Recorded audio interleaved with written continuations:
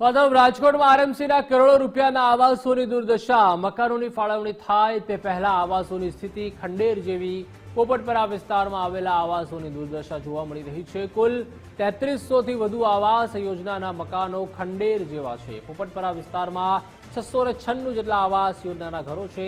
આવાસ યોજનાના મકાનોમાં ગેરપ્રવૃત્તિ થતી હોવાના આક્ષેપ થઈ રહ્યા છે।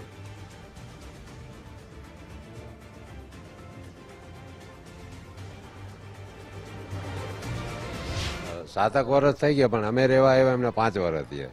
એટલે અમે આવ્યા ત્યારે તો મકાન તો કમ્પ્લીટ જ હતા, પણ તે પછી કોઈ ધ્યાન જ નથી। પ્રવૃત્તિ એટલે કોઈ પૂછવો જ વાત જ કે ચરસ, ગાંજા, અફીણ આ બધી વસ્તુ અહીંયા થાય છે, અને રાતના 1 થી 4 ની વચ્ચે આ બધા કામ થાય છે। અને જો અમે કાંઈ પણ બોલવા જાય તો અમારી માથે દુશ્મની વરી કરે, નજરમાં રાખે। લાઇટ કરતા નથી, ગેટ ઈ કહેજો પેલા, જરૂરી વસ્તુ અમારી છે અંધારું, પેલા ગેટ છેલ્લા ગેટે કા કઈ તમારે આ જો નો હોપા હોય તો કઈ કા પાડી નાખો અને કા પોલીસ ચોકી બનાવો અને કા હોસ્પિટલ બનાવો। જો માણા નો દેવાય, ગરીબ માણા ને હોપવા ન હોય ને કા પોલીસ ચોકી બનાવો કા હોસ્પિટલ બનાવો। પોલીસ ચોકી બનાવો ને તો વધારે સારું, તો માણાની સેફટી રહી છે। અમારે થયા 5 વર્ષ થયા, ટોટલ થઈને પણ મકાન બનીને 7 વર્ષ થઈ ગયા છે। હવે આમાં એવી રીતના નથી કોઈને મકાન હોપતા કે નથી ક્યાંય ધ્યાન દેતા। રાતે કોઈ સિક્યોરિટી ગાર્ડ નથી હોતા, અને રાતે એવી પ્રવૃત્તિઓ થઈ કે રાતે 2:30 વાગે ને એટલે દારૂ પીવા આવે, ગાંજા પીવા આવે, ગાડીઓ ચોરી કરે, ગાડીના પેટ્રોલ કાઢી જાય, બેટરીઓ કાઢી જાય। અને અમે જો બોલવા જઈએ ને તો અમારી ઉપર ઘા કરે, છડી વડે 2 વાર હુમલો થઈ ગયો અમારી ઉપર। અમે રાતે નીકળી ન હોગી, રાતે 9 વાગ્યા પછી અમારે ગેટની બહાર નીકળવું, તમે વિચાર કરવો પડે કે આ બધે કે શું કરશે, હું વાંયાથી મારી લે, શું કરશે, આ બધી પ્રવૃત્તિ અહીંયા થઈ।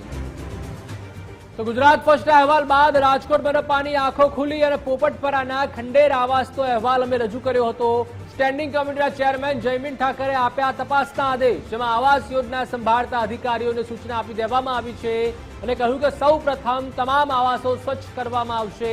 આગામી સમયમાં જરૂરિયાતમંદ વ્યક્તિને પણ ફાળવણી કરવામાં આવશે।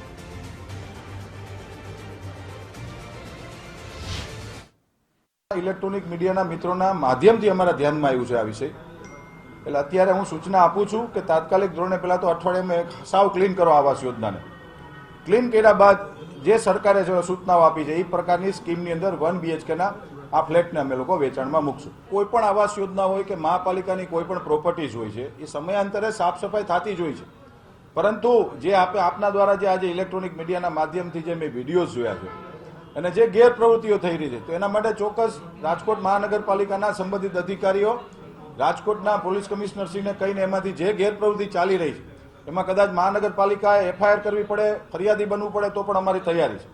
પણ આ પ્રકારની સરકારી યોજનાઓની અંદર ગેરકાયદેસર પ્રવૃત્તિઓ થાય એ ક્યારેય પણ રાજકોટ મહાનગરપાલિકા ચલાવી નહીં।